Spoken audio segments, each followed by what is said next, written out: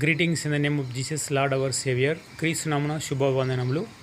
మరి చూస్తున్నట్లయితే మొదటి కొరింథీ 13వ అధ్యాయం. అపోస్తలుడైన పౌలు కొరింథీకి రాసిన మొదటి పత్రిక 13వ అధ్యాయం.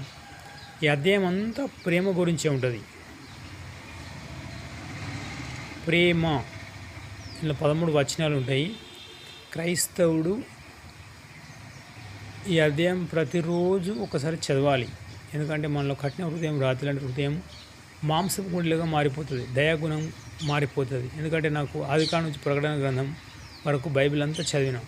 కానీ ఈ అధ్యాయాన్ని దాదాపు 5,000 సార్లు చదివి ఉంటా. ఎందుకంటే నేను లెక్క చేసుకోలే. అనేక సార్లు నాకు శ్రమలు, ఇబ్బందులు, ఇరుకులు వచ్చినాయి అనుకో, ఖచ్చితంగా నేను మొదటి కోరింది 13వ అధ్యాయం వాయిస్ రికార్డులో వింటా, టచ్ ఫోన్లో చదువుతా, మళ్ళీ బైబిల్ చదువుతా. కాబట్టి ఈ క్రైస్తవ జీవితంలో 13వ వచనం ఏంటంటే విశ్వాసము, నిరీక్షణ, ప్రేమ. ఈ మూటిలో శ్రేష్టమైనది అంటే ప్రేమని. నీకు ఎంత విశ్వాసం ఉన్నా, అబ్రహాం లాంటి విశ్వాసం ఉన్నా, నిరీక్షణ అంటే నేను భవిష్యత్తులో పొందలేనివి పొందుకుంటున్నాను అనేది నిరీక్షణ. ఎంత నిరీక్షణ ఉన్నా ప్రేమ. ఈ మూడు చూసుకున్నట్లయితే ఈ మూడిట్లలో శ్రేష్టమైనది ఏంటిదంటే ప్రేమనే.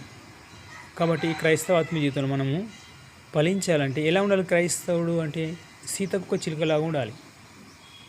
శద్రకు అబేద్నెగో మోషకు ఎలా ఉన్నారు?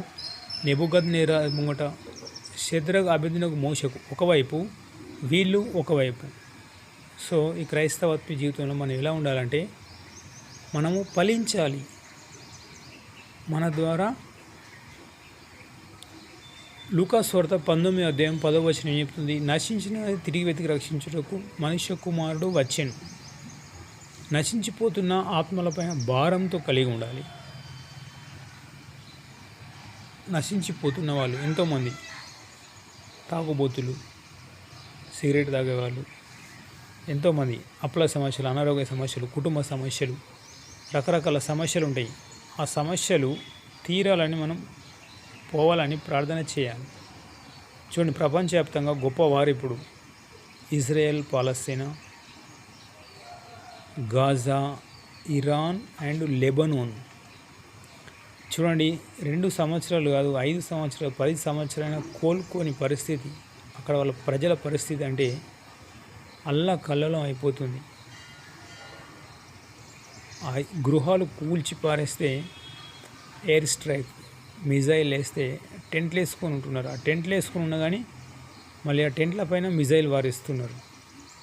మరి క్రీస్తు ఏమన్నాడు? ధర్మశాస్త్రం మోషే ద్వారా ధర్మశాస్త్రం వచ్చింది, యేసుక్రీస్తు ద్వారా కృపా సత్యం వచ్చింది. యోహాను సువార్తలు ఉంటుంది. కాబట్టి క్రీస్తు తన చేతుల్లో మెగులు కొడుతాడు, దీవిస్తాడు. పిడిగుద్దు గుద్దుతారు, దీవిస్తారు. ముఖం మీద ఉమ్మి వేస్తారు, దీవిస్తాడు. కాళ్ళలో మేకులు, దీవిస్తాడు. తలకు ముళ్ళ కిరీటం, దీవిస్తాడు.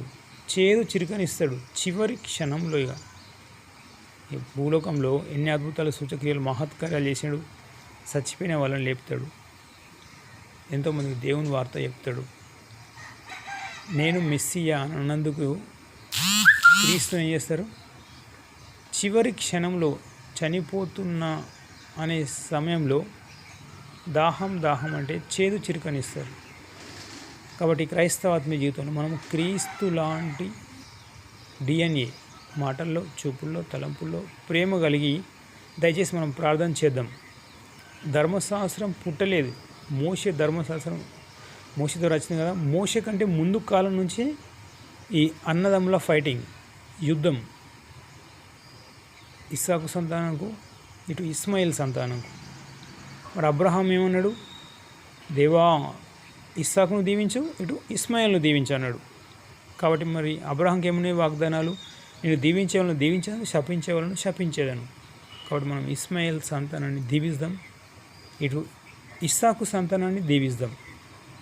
ఎందుకంటే అక్కడ వారు రక్తం కాలువలు కారుతుంది. చిన్నపిల్లలు, యవ్వనస్తులు, వృద్ధులు, ఎంతోమంది ఆకలి చావుతో వస్తున్నారు. అసలు అక్కడ గృహాలు లేక చలికి చాలా కష్టాలు, ఇబ్బందులు, ఇరుకులతో ఉంటున్నారు. కాబట్టి మనము ప్రేమ కలిగి మనం దీవిస్తూ ముందుకెళ్దాం. క్రీస్తు ఏం చేశాడు? ఇతరులను దీవిస్తూ ప్రేమ కలిగి దేవుని సువార్త చెప్తూ దేవుడయ్యాడు. ఇప్పుడు ప్రపంచవ్యాప్తంగా దాదాపు 400 కోట్ల పైన ప్రజలు క్రీస్తును ఆరాధిస్తున్నారు, స్తుతిస్తున్నారు, ఘనపరుస్తున్నారు. రాత్రి పగలు. ఎందుకంటే ప్రపంచవ్యాప్తంగా ఒక ప్రాంతంలో డే, ఒక ప్రాంతంలో నైటు. ఎంతోమంది అన్య జనాంగాలంతా క్రీస్తు ప్రేమను తెలుసుకుంటున్నారు. దయచేసి మనం ఉపవాసం ఉందాం. అబ్రహాం ప్రార్థనతోటి 3 రక్షింపబడ్డారు. లోతు 2 కుమార్తెలు. మరి యేసుక్రీస్తు వచ్చిన ఎట్లా? ఆ లోతు కుమార్తె మోయాబీయురాలు ఉంది కదా, రూతు, ఆ ఒక కూతురు సంతానాలతోటి యేసుక్రీస్తు వచ్చాడు. మత్తయి సువార్తలు చూడండి, రూతు బోయాజు నందు జనరేషన్ వస్తుంది, తరాలు. కాబట్టి మనము ప్రార్థన చేస్తే ఒక్క ఆత్మనన్నా, ఒక 10 మంది అన్నా, ఒక 100 మంది అన్న రక్షణలోకి రావాలి. ఇశ్రాయేల్ దేశాన్ని దీవించండి దేవా.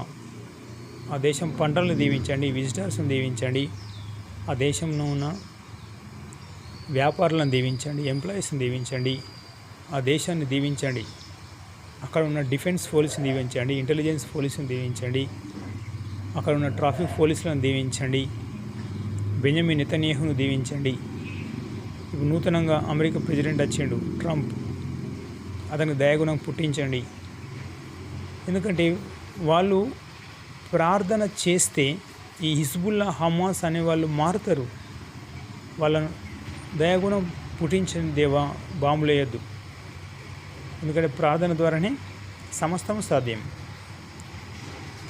చూసారా, ప్రస్తుతం ఉన్న రైట్ సహోదరులు ఫ్లైట్ కనుగొన్నారు ప్రార్థన ద్వారానే. ఎందుకంటే అంత టెక్నాలజీ ఎక్కడికి వచ్చింది? క్రీస్తు పాదాల చింత కింద ప్రార్థన చేసే అచ్చు యంత్రం.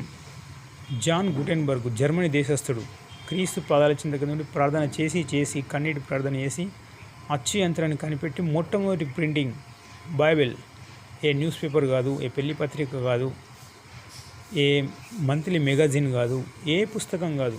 ఎందుకంటే క్రీస్తుని గణపరిచిండు కాబట్టి క్రీస్తుని గణపరిచి మొట్టమొదటిగా బైబిల్ని ప్రింట్ చేసిండు.